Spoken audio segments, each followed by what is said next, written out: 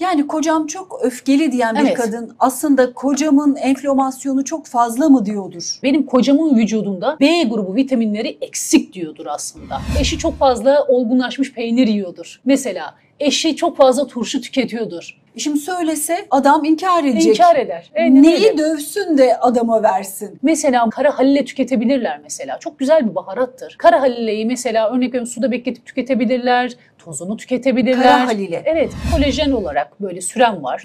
Onu Krem soracağım. olarak. Evet evet. İçeriği yaptınız. Hı hı. Bir de yüze de sürülebiliyor değil Evet, mi? evet evet. Arı sütü. Arı sütü yüze Maske gibi. dışarıdan sürülebiliyor. Arının bir ürününü seçin desem hangisine en yüksek puanı verirdiniz? Apilarnil. Arı yumurtasına verirdim. Çünkü müthiş bir kolin içeriği var. Kolin demek üreme sağlığı demek. Kolin demek beyin sağlığı demek. Alzheimer, Parkinson, epilepsinin ortadan kalkması, kısırlık ve üreme probleminin ortadan kalkması demek. Çok iddialı bir şey söylüyorsun. Evet, tüp bebekte uygulanan bütün hormonlar doğrudan anneden çocuğa geçiyor, bebeğe geçiyor. Fetüs orada zarar görüyor. Bunu tüp bebek tedavisinde hiç kimse söylemez mesela. Bir de erektil disfonksiyon dediğimiz bir şey var. Bu sorunu da gideriyor. Biz bütün üreme problemlerini neredeyse bu ürüne yok edebiliyoruz. Yani ereksiyon problemini de çözüyor mu? Doğru Tabii mu ki. anladım? Tabii ki. Bunu herkes bilir mesela. Bunu arıcıların çoğu bilir. Arı ürünleri tüketen herkes bilir. Saçı erken beyazlayan da başka hangi riskler vardır? Bütün otoimmün hastalıklar, kanser ve türevlerine de açık hale gelir bu arada. Saçı erken beyazlayanlar. Çünkü niye biliyor musunuz? Araştırmasında yaptığımız bir şeyden bahsediyorum. Peynirle yumurta yan yana yenilmez Emel Hanım. Efendim merhabalar. Günümüzün çok popüler deyimi longevity çok sık duyuyoruz. Bazen de sıkıldığımızı itiraf edebiliriz ama longevity dediğimiz şey eskilerin deyimiyle sağlıklı, güzel, elim ayağım tutaraktan yaş almak. O ki bu dünyaya geldik. Kalabildiğimiz kadar da çizginin bu tarafında kalabilmek. İşte longevity bu. Longevity'yi sağlamak adına da çok önemli 3 basamağı, 3 disiplinin eğitimini almış çok kıymetli bir konuğum var. Gıda bacağı konuğumda, diyet yani beslenme konusu konuğumda ve tabii bunların hepsinin bütününü kapsayan genetik, birçok hastalığın tanısı, tedavisi artık genetikle konuyor. Genetik uzmanı aynı zamanda Esra Şahin'le birlikteyiz.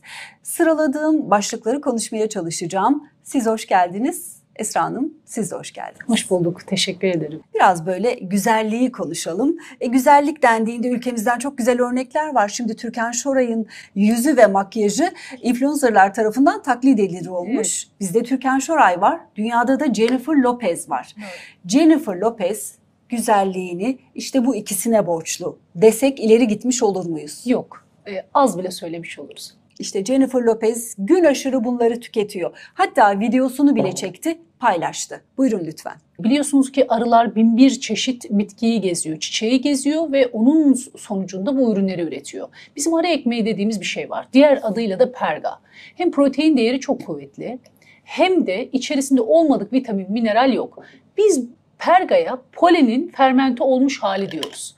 Bu arının aslında perga probiyotik ürünüdür Emel Hanımcığım. Tadına bakabilir miyim? Tabii buyurun.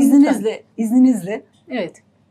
Bildiğiniz polenin biraz daha fermente olmuş halidir. Çünkü arı kendi enzimini ve kusmunu katar oraya, fermente eder. Ve arı ekmeği bağırsaklardaki iyi bakterileri artırır, bağışıklığı artırır. İyi bakterilerin miktarı arttığı için de ve içerisinde B grubu vitaminlerin hemen hepsi, C grubu ve özellikle cilt sağlığı için A grubu, A vitaminini çok fazla barındırdığı için müthiş bir cilt sağlığı ve saç sağlığı sağlar. Hani cilt sağlığını son dönemde kolajen şatlarına bağladık biz. Evet. Orada da bir sürü şaibe olduğu için rahatlıkla dile getirebilirim. Evet. Acaba onlar ne kadar kolajen? Ama hani vatanı neredeyse bizim topraklarımız olmasına rağmen bizim topraklarımız, ben bugüne kadar hiç böyle bir şeyi denememiş olmaktan dolayı gerçekten mahcubum. Gerçekten mahcubum. Aslında Jennifer Lopez de bizden mi alıyor bunu? Tabii. Şöyle bir durum var. Bizim arıcılarımız, bizde arıcılık dünyada en üst seviyede. Çünkü bizim endemik bitki çeşitliliğimiz çok fazla. Yani çeşit bitkilerimiz var. Örnek veriyorum, bazı bölgelerin tropikal alanları çok fazla, oralarda meyveler fazla ama bizim bitki çeşitliliğimiz aynı safhasından tutun yaseminine, papatyasına, kantoronuna, ölmez çiçeğine, peygamber çiçeğine, deve dikenine, yani bunların hepsi biliyorsunuz ki saydığım bitkilerin hepsinden mutlaka bir ilaç üretilmiştir. Ama bu bitkilerin hepsini gezen, bin bir çeşit bitkiyi gezip onun özütünü alan arının ürettiği bu ürünü Kimse bilmiyor bizim ülkemizde. Çünkü bunlar yurt dışına ihraç ediliyor. Bize de yurt dışından, Çin'den bunların 1/1000 değerinde, yani besin değeri çok düşük olan Çin ürünleri getiriliyor. Dünya bizim ürünlerimizi, yani en yüksek kalitedeki arı ürünlerimizi kullanıyor. Bizim şu an Türk halkımız da Çin'den gelen kötü poleni veya kötü balı tüketiyor. Hatta Arı bal bile bizim. diyemeyiz. Arı bizim, Bitki bizim. çiçek bizim, Evet. toprak bizim, Evet. Ürünlerimiz meyvesi başkası. Avrupa'nın, Evet. Amerika'nın. Evet. Ve müthiş tüketiyorlar. Mesela İsviçre'siydi, Almanya'sıydı. Yani bu ürünleri herkes biliyor. Bizim ülkemize döndüğünüzde ben ara ekmeği dediğimde, perga dediğimde insanlar o ne diyor? Çünkü bilmiyorlar. Çünkü bize sadece bal öğretilmiş. Herkes sadece balı biliyor. Ama hiç kimse arı ürünlerini bilmiyor. Aslında bal arının en az kıymetli ürünüdür. Bala gelene kadar daha arı ekmeği var. Ona bakarsanız. Royal jeli dediğimiz arı sütü var. Arı ipeği var. Arı zehri var. Polen var. Yani bir sürü arı ürünü var. Bal arılar içindir. Peki bu Arta kalanı bizim içindir. bu geniş yelpazede arının bir ürününü seçin desem hangisine en yüksek puanı verirdiniz? Apilarnil. Arı yumurtasına verirdim. Çünkü müthiş bir kolin içeriği var. Kolin demek üreme sağlığı demek. Kolin demek beyin sağlığı demek. Alzheimer, Parkinson, epilepsinin ortadan kalkması, kısırlık ve üreme probleminin ortadan kalkması demek. Çok iddialı bir şey Evet. söylüyorsunuz. Var Çünkü mı bir burada? sürü çalışma var. Şu ürünlerin içerisinde apilanil var, arı yumurtası. Bunlar bir sürü çalışması var. Romanya'da, İtalya'da, Almanya'da, Türkiye'de bir sürü üreme sağlığına iyi gelen ve kısırlığı önleyen, testosteronunu artıran, hücre akışkanlığını artıran özellikteki bir üründür. Şöyle düşünebilirsiniz. Balık yumurtasına biz nasıl havyar diyoruz ya, bu da arı yumurtası. Arı yumurtası, erkek arı yumurtasına da apilanil denir. Hatta şu anda biz yani kısırlık ve fertil, yani infertil durumları yok etmek için şu an biz fare çalışmalarını bitirdik. Hücre çalışmalarını biz de yapıyoruz. Yani ben haftanın bir gününü laboratuvarımda geçiriyorum mesela. Ve bunun bir sürü çalışması var. Bunları da getirip sunabilirim. İsteyen herkese de paylaşabilirim bu arada. Ben o yüzden şey derim, tüp bebek tedavisine gitmeden önce, yani hormon tedavisi görmeden önce anne, çünkü özellikle anne görüyor. Bu bir de fetüse aktarılıyor. Ben orada aslında fetüse üzülüyorum, yani bebeğe. Çünkü tüp bebekte uygulanan bütün hormonlar doğrudan anneden çocuğa geçiyor, bebeğe geçiyor. Fetüs orada zarar görüyor. Bunu tüp bebek tedavisinde hiç kimse söylemez mesela. Çocuğun bütün hormonal yapısı bozulur, ilerleyen süreçte hastalıklara çok açık hale gelir. Tüp bebek tedavisiyle olan çocuklarımızda bu sorun mutlaka yaşanır. Yani çünkü hayata ekside mi başlarlar? Tabii ki, çünkü anneye hormon tedavisi verilir. Ama bu ürünler doğal ürünlerdir. Tüp bebek tedavisine gitmeden önce mutlaka apilanil ve arı ürünlerini insanların kullanmasını mutlaka tavsiye ederim. Peki bu Jennifer Lopez'in Evet. kullandığı, Arı ekmeği. bunu nasıl yemek lazım ara ekmeğini? Günlük mü tavsiye edersiniz? Evet. Nasıl yiyormuş? Sizden aldığı ara ekmeğini Jennifer Lopez nasıl yiyor? O Hindistan cevizi sütüyle yiyor mesela. Çünkü normal süt yerine Hindistan cevizi sütünü çok fazla kullanıyorlar ve biliyorlar da bu arada. Şimdi B grubu vitaminleri çok fazla, A grubu vitamini de çok fazla ya. Dikkat edin, saçla ilgili hiçbir zaman sıkıntı yaşamadı, ciltle ilgili hiçbir zaman sıkıntı yaşamadı. Hiçbir şeyle ilgili hiçbir bir şeyde sıkıntı yaşamadı. Çok arı ürünlerinden başka hiç öyle bizim ülkemizde kullanılıyor ya, çeşit çeşit. Güne 5-6 tane, 10 tane vitaminle başlanıyor ya. Yurt dışında bu arada bu kadar yaygın bir şekilde vitamin kullanılmıyor. Takviyeler, doğal takviyeler deniliyor ya aslında. Değil, hepsi ilaçtır bu arada. Onlar bunu kullanılmıyor. İnsanlar arı ürünlerini kullanıyorlar. Arı ekmeği mesela onlar için bir probiyotiktir. Hem prebiyotik hem de probiyotiktir. Bir daha 2 çeşit probiyotik almazlar mesela. Kapsüle konmuş. Kapsüle konmuş üyeleri almazlar mesela. Örnek veriyorum, bunu Hindistan cevizi sütünün içerisine her gün bir tatlı kaşığı koyup tüketebilirler. Ben mesela normal sadece bir tatlı kaşığı alıyorum, sonra suyla tüketiyorum mesela. Örnek veriyorum, işte yurt dışında mesela A vitamini, C vitamini, D vitamini, bu kadar çok vitamin kullanılmaz mesela. Onlar ara ekmeği alırlar, onu kullanırlar mesela. Hele toz, kolajen, inanın ki yani şimdi ben yurt dışına da çok fazla gittiğim için, oralarda da konuşmacı olduğum için, inanın insanlar artık hani şöyle bazen gülünecek durum da söz konusu olabiliyor. Çünkü bizde çok fazla ilaç kullanımı var. İnsanlar şuna şaşırıyorlar. Sizde müthiş bir beslenme var, yani müthiş bir besin kültürü var. Yani müthiş bir arı ürünleriniz var ama nasıl siz bu kadar çok ilaç kullanıyorsunuz? Nasıl bu kadar hasta bir toplum olabiliyor Türkiye'de diyorlar. Çünkü insanlar şaşırıyorlar. Yani müthiş bir ilaç kullanımı da çok söz konusu bizde. Arı ürünlerini tanımıyor hiç kimse. Kolajen kullanmıyorlar mesela. Baktığınızda toz kolajenleri kullanıyorlar ve hiçbir yararı yok Emel Hanım. O tuhaf tuhaf kullandıkları kolajenler kolajen değil bu arada. Süt tozu tüketiyorlar bu arada. Onun yerine arı sütü kullanabilirler. Royal jeli dediğimiz arı sütünü kullanabilirler. Hem DNA kırılmalarını yok eder. Hem mitokondriyal disfonksiyonu yok eder. Hem hücrelerin yaşlanmasını geciktirir. Hem de toksik olan hücreyi temizler. Yani siz gençleşmiş hücrelerle sabaha kalkarsınız. Gözünüzü... Yani dışarıya yapılan maskeyi konuşmuyoruz. İçeriği yenilediğiniz için Evet. o zaten dışarıya mecburen yansıyacak. Evet, zaten güzellik içeriden gelir biliyorsunuz ki. Ne kadar iyi beslenirsek o kadar çok dışarıya yansır. Dışarıdan müdahalelerde bunun ilerleyen süreçlerinde kolajen olarak böyle süren var. Onu Krem soracağım. olarak. Evet, evet. İçeriği yaptınız. Bir de yüze de sürülebiliyor değil Evet, mi? evet, evet. Arı sütü. Arı sütü yüze Maske dışarıdan sürülebiliyor. Ben ilerleyen süreçte maskesini de üreteceğim bu arada. Ama normal arı sütünü alıp yüzüne sürebilir insanlar. Hiçbir problem yok. Ama özellikle ve özellikle yemelerini tavsiye ederim. Bir de diyelim ki örnek veriyorum sperm kalitesi düşük veya sperm hücresi sayısı düşük. Bu arada buna da katkı sağlıyor. İçerisinde arı sütü de olduğu için sperm sayısını artırıyor, sperm hücresinin kalitesini artırıyor ve sayı miktarı artırıyor. Bu noktada da biz burada arı sütü de içinde olduğu için her ikisinin de hem sperm kalitesi sağlığını da sağlıyoruz. Otomatik olarak diyelim ki sperm problemi olanların da problemi çözülüyor. Bir de erektil disfonksiyon dediğimiz bir şey var. Bu sorunu da gideriyor. Bu ürünlerin aynı zamanda apelernil doğal bir Viagra'dır. Bu da böyle bir sorun da yok ettiği için biz bütün üreme problemlerini neredeyse bu ürüne yok edebiliyoruz. Yani ereksiyon problemini de çözüyor mu? Doğru Tabii mu ki, anladım? tabii ki. Bunu herkes bilir mesela. Bunu arıcıların çoğu bilir. Arı ürünleri tüketen herkes bilir. Yani gidip yapay bir Mavi herhangi bir bir şey hap alınmasına alması gerek yerine, yok mu? tabii ki hele ki şu anda bu aşı sonrası bu kadar vücudumuzda toksik yükün fazla olduğu dönemde zaten o mavi haplar bildiğiniz enfarktüs için, kalp krizi için zemin hazırlar. Yani siz şu anda normalin neredeyse 200 katı daha fazla risk içindesiniz. Yani o mavi hapları zaten ne olursa olsun almamaları gerekiyor.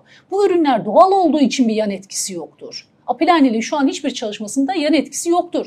Arı sütünün hiçbir yan etkisi yoktur mesela. Şimdi onu soracaktım. Siz genetikçisiniz Evet. öte yandan ve diyetisyen kimliğinizle önerilerde bulunurken önce bir genetiğine bakıyorsunuz Evet, size doğru. danışanın. Yani her yemek şifa değildir. Yayın öncesi yaptığımız sohbette konuştuk. Turşu bizim milli bir yiyeceğimizdir. Evet. Geleneksel kültürümüzde olan ve şifa deposu deriz ama Esra Hanım diyor ki hayır o iş öyle değil. Kimisine turşu hiç yaramaz ve yedikten sonra öfke atağı yaşayabilir. Evet, evet. Sadece farkında değildir onun nedeninin turşu olduğunu.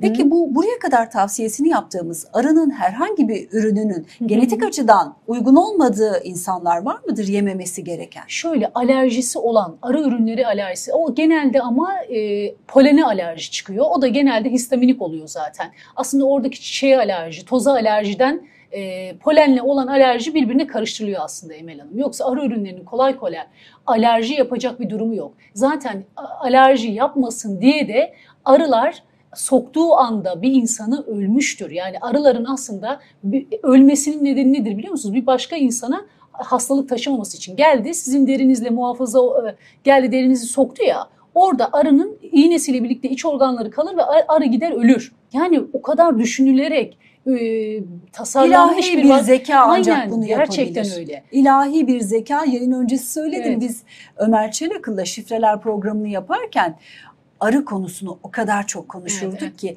bir bölümde o altıgen kovanı konuşurduk. Evet, evet. Petekleri konuşurduk. Evet, konuş evet. konuş bitiremezdik. Karbon yapısıdır, evet. Ki ekolojik dengenin devamlılığı arıya bağlı. Evet. Bilin ki dünyada arı nesli tükendiğinde başka hiçbir canlıya çok şans kalmıyor. Evet. Hatta nahıl süresinde geçer. Bu arada her bir incir için bir tane arı ölür biliyor musunuz? Bilmiyorum. Her bir incir için. İnciri mesela polenleyen arıdır. İncirin içerisine arı girer, orayı döller yani polenlenmeyi sağlar, döl bırakır. Arı oradan çıkamaz biliyor musunuz? İncir ağzı kapanırken arı içinde kalır ve ölür. Yani sizin şu anda yediğimiz bizim işte örnek veriyorum bir çörek otu, zeytin, hurma, incir bunlar mesela Kur'an'da geçen en değerli Evet. baktığınızda gıdalardır. Ama bunun nedeni de arıdır. Yani o yüzden arı ürünleri çok kıymetlidir. Arının kendisi çok kıymetlidir. Arı ölüyor o incirin içinde mi kalıyor? Evet, evet. Biz Fermente her ediyor, yediğimiz sonra incirde bir bir arı ara mı yiyoruz. yiyoruz? Tabii ki öyle. Yani biz sizinle Emel Teşekkür Hanımcığım ederim bu otursak, bilgiyi paylaştığınız tabii için. ki Her yediğimiz incirde bir arı var. Evet. arı var. Biz sizinle şurada otursak inanın ki 15 gün boyunca konuşabiliriz. Saç beyazlığı. Evet. Benim ailemde saç çok erken beyazlardı. Benim de 17 yaşından beri beyazlarım var. Evet. Buna da bir çözüm getiremezsiniz herhalde. Şöyle, evet, hücrelerin geri dönüşümünü sağlayan bir kolajen var. Evet, arı sütü bu noktada evet dönüşümü sağlar. Evet, geri getirebiliriz. Saç hücrelerine melanosit denir zaten. Vücuttaki melanin eksikliğinden dolayı saç beyazlar. Bunun diğer bir nedeni B grubu vitaminlerin eksik olmasıdır. Aynı zamanda biyotinin vücutta eksik olmasıdır. Kişi çok fazla toksik yüke, ki biliyorsunuz bu dönemde çok fazla toksik yüke maruzuz. Bu nedenle de saç beyazlar. Bizim bazı baktığımız genlerde de, saç genlerinde de cinsi kişinin genetik yapısından dolayı erken beyazlama söz konusu olabilir. Genetik hastalıklar zaten çok düşük orandadır bu arada. Genetik aktarımlar zaten düşük bir orandadır. Her dakika bile sizin binlerce hücreniz yıkılıp yeniden inşa ediliyor. DNA ve genetik değiştirilebilir. Bu noktada genetik testler işte bir koruyucu, önleyici sağlık hizmetleridir. Ama örnek veriyorum, diyelim ki sizin vücudunuzda melanin eksikse, yani B12 vitamini eksikse, B grubu vitaminleri eksikse, demir eksikse saçınız çok hızlı bir şekilde beyazlar. İnanın şu an bir sürü gencimizin, dikkat edin ya, hemen herkesin saçları çok fazla beyazladı. Önceden bu kadar beyazlama diye bir şey yoktu. Genetik faktörlerin dışında ayırıyorum. Saçı erken beyazlayan da başka hangi riskler vardır? Bütün otoimmün hastalıklar, bütün kronik hastalıklar hepsi ne açık hale gelir. Aynı zamanda bu kişi kanser ve türevlerine de açık hale gelir bu arada. Saçı erken beyazlayanlar. Çünkü niye biliyor musunuz? Demir eksiktir o kişinin vücudunda. Demir vücuttaki oksijenlenmeyi sağlar. Yani enerji metabolizmasında görevlidir. Bir kişinin demir depoları boş olamaz, olmamalı. Ve bizim Türkiye'deki kadınlarımızın %90'ında demir ve B12 eksikliği var Emel Hanım. Yani bizim kadınlarımızın hepsinde şu an demir ve B12 eksikliği var. B grubu vitaminlerinin hiçbiri mikrobiyotaya iyi bakmadığımız için emilemiyor. Ya mide problemleri var, ya mikrobiyota ile ilgili problem var, ya da yanlış beslenme var. Mesela demiri eksik olan, B12'si eksik olan, D vitamini eksik olan ve B grubu, B2, B6, B9 vitaminleri eksik olan kişilerin saçları çok çabuk beyazlar ve otoimmün hastalık riski çok fazla artar. Düşünseniz, arabanız var, benzininiz yok. O araba ne kadar çalışabilir?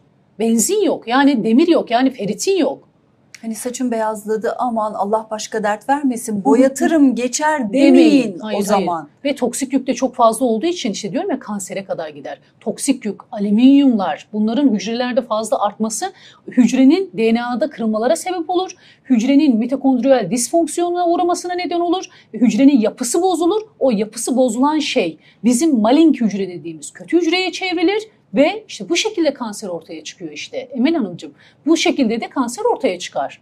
Peki saçı erken beyazlamış, 20 yıldır saç beyazlığını boyayla kapatan. Evet. Kişinin nereden başlasın işe? Hemen kan testlerini yaptırması gerekiyor. Hemen B12'si, B grubu vitaminlerinin hepsi, B2, B6, B12. Yani bu kişinin hemen testlerini yaptırması lazım. B grubu vitaminleri hemen yerine koyması lazım. D3, K2, D vitaminini hemen yerine koyması lazım. Demir, feritin. Bakın ferritin, fer. Hani biz ne derdik? Ferimiz tükendi. Ferimiz bitti. Değil Gözünün mi? feri kalmadı. Gözünün feri kalmadı. İşte feritin oradan gelir aslında. Fer. Feri yok ki kişinin. Enerjisi yok. Yaşamsal enerjisi biter. Bu kişilerin depresyona eğilimi de çok fazladır bu arada. Bu kişilerin acil bir şekilde depolarını yerine koyması lazım. Hemen Demir kan değerlerine için baktırdı. Doğal takviyeni önerebilirsiniz. Zira kan ilaçlarını kullanıp da evet, sürekli düşer. Kan takviyesi depoları dolmamış o kadar çok insan tanıyorum Çünkü ki. temeli takviyeler değildir Emel Hanımcığım. Herkes takviye anlatır. Akşama kadar size takviye anlatırlar. Şu vitamini al, bu vitamini al. Yahu insanlara ilk önce gelin doğru beslenmeyi anlatalım. O kişiler akşama kadar takviye alsa ne olur? 2 gün sonra yine düşecek zaten. Doğru beslenmeyi öğrenmediği sürece o depolar her zaman boşalacak. Vücudu bu kadar ilaca maruz bırakmak, bu kadar takviyeye bırakmak ne kadar, böbrek için ne kadar sağlıklı, karaciğer için ne kadar sağlıklı? Gelin ilk önce sağlıklı beslenmeyi öğrenelim. Bir kere toplumca kırmızı et yerken yanına işte üstüne hemen siyah çay içmeyelim mesela. Kırmızı etin yanında yoğurt olmaz mesela, ayran olmaz. Biz bir kuru fasulye yapıyoruz, etli kuru fasulye, yanına yoğurt ekliyoruz. Bu çok yanlıştır mesela. Ispanağın yanına yoğurt ekliyorlar mesela. Çok yanlıştır bu mesela. Örnek veriyorum. Ya köfte yenilip yanına, çocuklarda da dahil, köfte yiyor çocuk, yanına ayran veriyor anne. Sütle et grubu, ikisi de hayvansal gruptur. Biri kalsiyum kaynağıdır, biri demir kaynağıdır ve birbirini bloke eder mesela. Keza çocuklarda şu an mesela demir eksikliği çok fazla artmıştır. Araştırması da yaptığımız bir şeyden bahsediyorum. Peynirle yumurta yan yana yenilmez Emel Hanım. Yenilmez. Çocuklarımızda çok fazla kansızlık var. Kadınlarımızda çok fazla kansızlık var. Peynirle yumurta yan yana gelmez. Kırmızı etin yanında yoğurt, süt gruplarının hiçbiri olmaz. Bir de yemek yedikten sonra hemen üstüne çay içilmez, siyah çay. Bir de bizim son dönem, sizler de çok seviyorsunuzdur eminim ama kusura bakmayın, ben şöyle bir şey söyleyeceğim. Bizim kahveler ve siyah çaylar gerçekten sağlığımız için bir bela oldu. Hiç kusura bakmayın Emel Hanımcığım. Diyeceksiniz ki Türk halkı çok seviyor diyeceksiniz. Ben artık diyorum ki Türk halkının başına çay sevgisi de kahve sevgisi de bela oldu açıkçası. Çaylarda mı problem var? Çayları tüketmiş olmamız mı sorun? Şöyle, bir çaylarda problem var. Zaten en iyi çayı içmiyoruz biz. Büyük yaprakları yurt dışına gidiyor, bize kalan tozlarını içiyoruz. Bir de çay bağımlılık, yani orada zaten kafein miktarı çok yüksek biliyorsunuz. Müthiş bir bağımlılığımız var. Sabahtan akşama kadar çay içiyoruz. Akşamda yatana kadar, yemekten sonra yine çay içiyoruz. Yine Ama çay dediğiniz böyle bir 5 çayı gibidir. Bir bardak içilir. Bir sabah kalktığınızda içecekseniz işte bir kahvaltıdan 1 saat 2 saat sonra bir çay içilir veya bir kahve içilir. Mesela örnek veriyorum, işin doğrusu nedir biliyor musunuz? Sabah kahvaltısında bir beyaz çay olur, bir yeşil çay olur, bir bitki çayı olur. Şimdi benim aklımın almadığı kısım şu: Atatürk zamanında çayı getiriyor. Diyor ki biz bunu ihraç edelim, para kazanalım o dönem. Portakal ve çay birincil ülke için para kazanma kaynağı. Savaştan çıkmışız, kaynak bu. Ama çay dediğimiz şey aynı bitki bu arada. Beyaz çay da aynı bitki, yeşil çay da aynı bitki, siyah çay da aynı bitki. Çay yaprağının en az kavrulmuş hali beyaz çaydır. Bir tık kavrulmuş hali yeşil çaydır. En kavrulmuş hali, bütün antioksidan değerlerinin öldüğü, kateşinlerin iyice azaldığı en kötü hali siyah çaydır. Biz çayın en kötü halini içiyoruz. En ölmüş, en vitamin minerali düşmüş halini içiyoruz. O da yetmemiş gibi bütün gün içiyoruz. Hele gençlerimiz kahve dükkanlarından çıkmıyorlar yahu. Hani kahve dediğiniz bir bardak küçük böyle bir Türk kahvesi. Hatta fincanı derler, belli. bir acı kahve derler. Çünkü niye? Kahve hızlı pişerse acır mesela. Değil mi? Azıcık böyle içilir, bir keyif için içilir, bir sohbet arasında içilir. Bizim öyle olmadı artık. Suyun yerine kahveyi, suyun yerine çayı koyar olduk. İnsanlar mesela susuzlukla açlığı birbirine karıştırır oldu. Onun üzerine de çay içmeye başladı. Onun içine de kahve içmeye başladı. Aslında biz beyaz çay içebiliriz. Tamam, biz çay toplumuyuz ya, aynı bitki, aynı bitkiden bahsediyoruz. Yeşil çay da içebiliriz, beyaz çay da içebiliriz. Nedir bu kadar bağımlılık? Tadı çok farklı mı beyaz çayın? Hiç içmedim. Bir tık daha böyle siyah çaydan daha farklı, evet. Yani çok farklı göremezsiniz aslında ama şöyle daha yararlıdır. Antioksidan kapasitesi çok yararlı, fazladır. Örnek veriyorum, kansere çok iyi gelir. Yeşil çay keza yine öyledir. Antioksidan deposudur. Ama çay kavruldukça antioksidan bütün her şey ölür mesela. Sabah uyandığınızda önerdiğiniz, mutlaka alın diyeceğiniz bir arı ürünü var mı? Aç karnına uyandınız, bununla başlayın diyeceğiniz. Ben mesela bir kaşık, bir tatlı kaşığı longevity tüketiyorum. Onun içerisinde çünkü arı sütü var ve aronya var. Evet, onun için arı sütü, aronya var. 3 çeşit bal var. Ben mesela bunu tüketiyorum, bir tatlı kaşığı. Bir de arı ekmeği tüketiyorum mesela. Peş peşe mi? Tabii peş peşe, üstüne de su içiyorum mesela. Bu size ne sağlıyor ikisi birlikte? Ben mesela hiç probiyotik, ben mesela takviye kullanmam mesela. Yani D vitamini evet elzemdir, olması gerekiyor. D3K2 evet o benim evimde olur. Ama örnek veriyorum, iyi bir bağırsağınız varsa B grubu vitaminleri bile bazen gerek kalmayabilir. Ama bizim toplumca B grubu vitamini eksikliğimiz var. Zaten biz bu yüzden de çok fazla öfkeliyiz mesela. Demir eksikliğinin öfke yaptığını biliyorum. Evet, doğru. Sinirlilik yaptığını biliyorum. Doğru. Sizin elinizde hangi veriler var öfkeyle ilgili? Öfke demek ne demek biliyor musunuz? Kortizol patlaması demek. Histamin patlaması demek aslında. Mesela bu kadar çok şeyin olmasının nedeni de budur. Bizim trafikte bakın sinirlerimiz en üst düzeydedir. İnsanlar çok öfkeliler. Herkes birbirlerine böyle öfkesini aktarmak için bekliyor gibi. Sanki bir yerde bekliyor da bir kişi gelse de öfkemi aktarsam diye bekliyor insanlar mesela. Aslında buradaki olay metilasyon döngüsüyle ilgilidir yine. Ne demek o? Metilasyon demek benim vücudumda histaminin metabolize olmaması demek. Vücudumda histamin patlamaları yaşıyorum demek. Bu kortizolü tetikliyor demek. Kortizol ürerse ne olur biliyor musunuz? Vücuda çok fazla kortizol salgılanırsa agresyon artar, kaygı artar, depresyon artar, panik bozukluk artar. ve sinir çok fazla artar. Histamin dediğiniz enflamasyon mu? Enflamasyonu Vücuttaki. da artırır. Aynen öyle. Histaminin mesela vücutta çok fazla artması demek metil grubunun vücutta olmaması demek. Metil grubu da ne demek biliyor musunuz? B grubu vitaminleri demek. Yani kocam çok öfkeli diyen bir Evet. kadın aslında kocamın enflamasyonu çok fazla mı diyordur? Hem enflamasyonu fazla diyordur hem de vücudumda metil grupları yok. Benim metil döngüm iyi çalışmıyor, metil çarkım iyi çalışmıyor. Benim vücudumda, benim kocamın vücudunda B grubu vitaminleri eksik diyordur aslında. Ve eşi ben histamin deposu var ve benim histaminim patlıyor diyordur aslında. Bu ne demek biliyor musunuz aslında?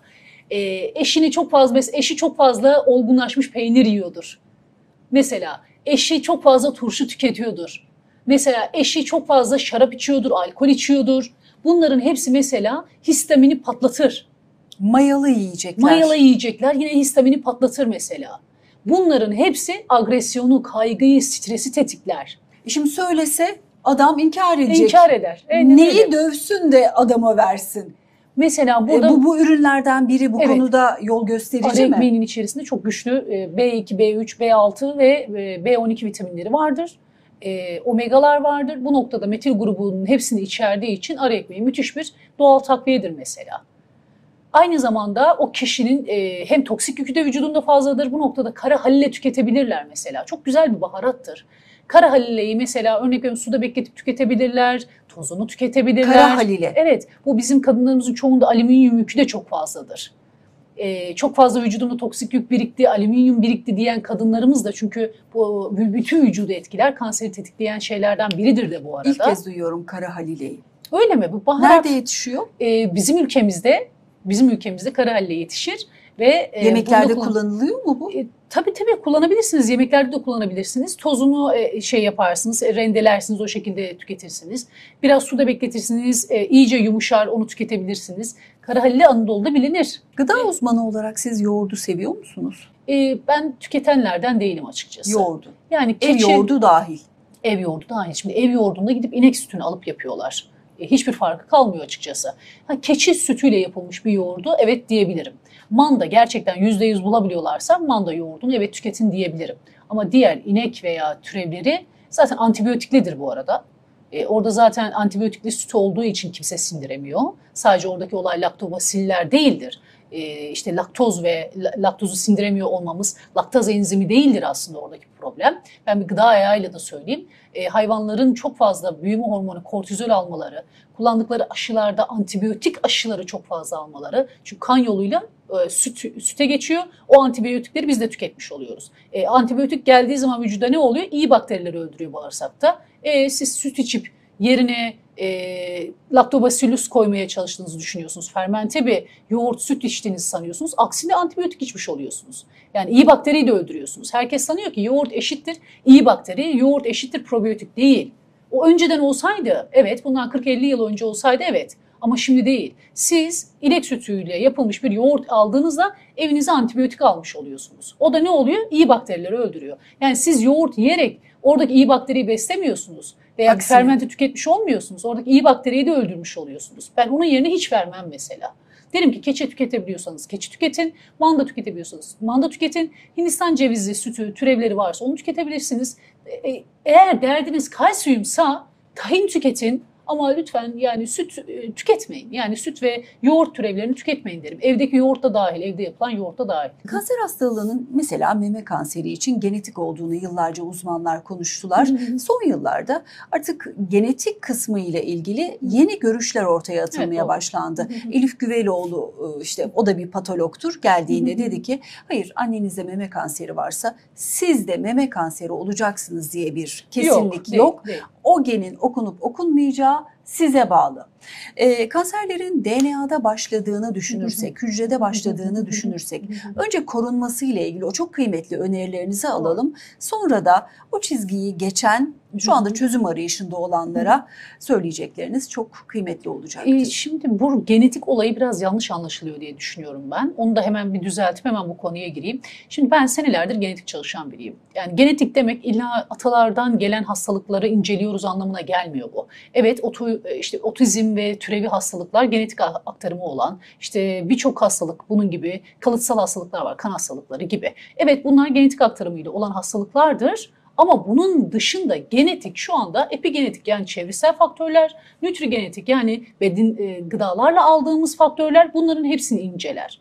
Meme kanserinde şöyle bir durum var. Mesela orada insanlar genetik deyince şunu düşünüyorlar. Ya bana atalarımdan bütün hastalıklar geçecek. Biz genetik testlerimizi yaptırdığımızda biz bunu göreceğiz. Değil. Böyle bir şey yok aslında. Yani %5'i kadarı genetik aktarımdır kalıtsal hastalıkların.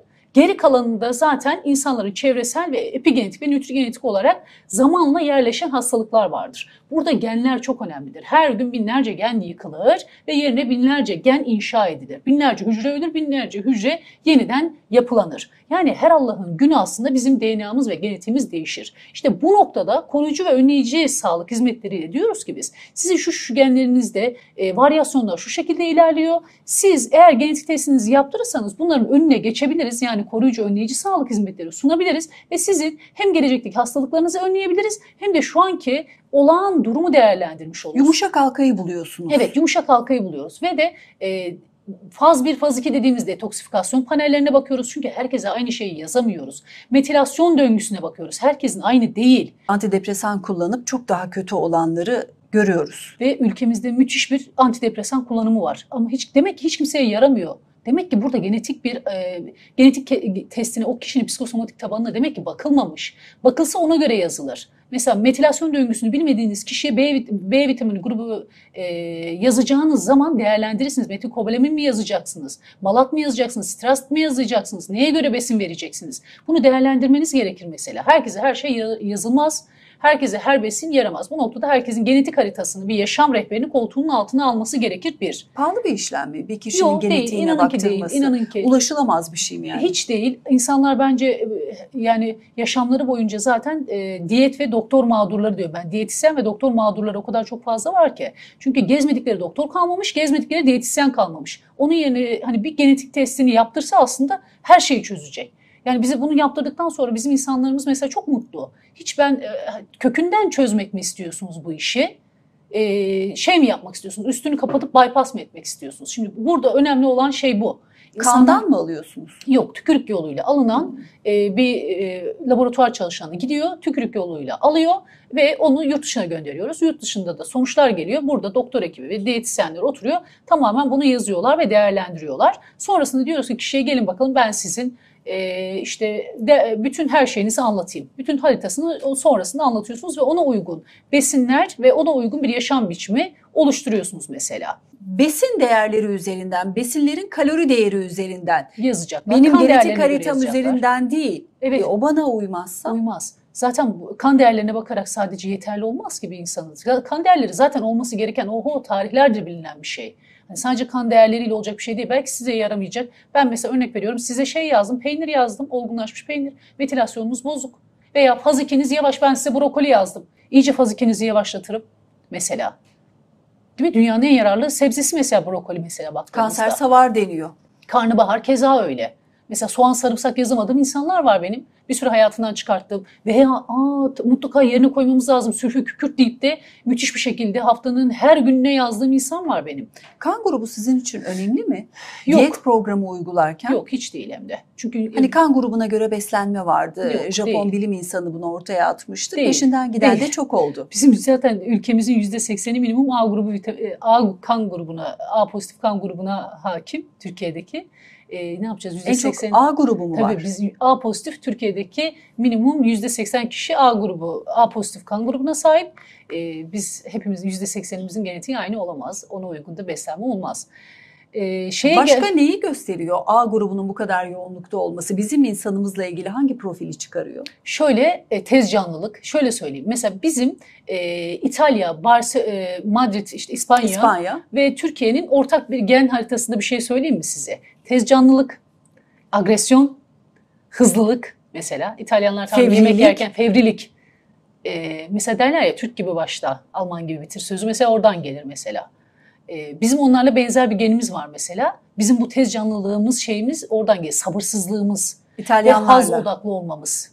Bakın bu haz meselesi D. Bizim bu kadar insülin direncimiz varsa, şeker problemimiz varsa, yemeğiyle ilgili bu kadar haz temelimiz varsa, sigara da keza bunlardan biri. Haz problemi de en yüksek olan toplumlardan biriyiz. İtalya, Barcelona, İspanya ve Türkiye. Mesela. Bunda suçlusu biz değiliz. Kanımızdaki tabii. A pozitif, doğru mu? Yok, sadece A pozitif değil. Genetik yapımız Genetik ve yapımız. kan grubumuzda evet bunu belirleyen faktörlerden biri. %30 genlerin Türkiye'deki insanların %30 hafızasında bu olay yaşanır A mesela. pozitif. Meme kanseri yarım kalmasın, orayı tamamlayalım. Evet, Angelina Jolie'de de hatta böyle bir mevzu oldu biliyorsunuz. BRCA1 dediğimiz bir gen var bizim memede, meme kanserinde bizim baktığımız genlerden biridir.